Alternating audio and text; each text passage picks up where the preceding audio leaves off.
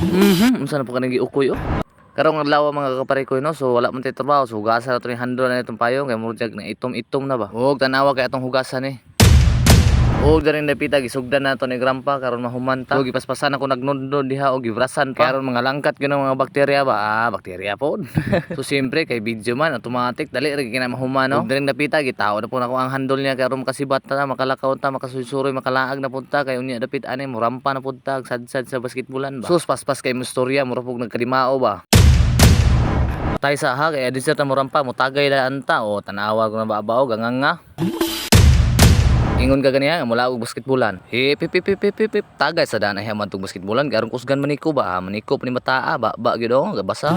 Mao nang ilim nuna among giinom ganiha kinahurot naman na so magbag-o na pud ta magmix na pud tag utro kay may kay kung standing aning mga botelyahan. Tanawar ko na murag swito swito pod swito lagi. Basta mga ilim nun nga standing swito kay tanawa wa gyud na usik. Ug mao do ni among financier si Boss Marlon. Ug aning inuma murag ubay-ubay kita pero wala na ko giapil og video to uban ba. Hisos tanawa nang nawungan na pula na murag di na ni kalaag og basketbolan ba. Di na kay natatason din her tataban.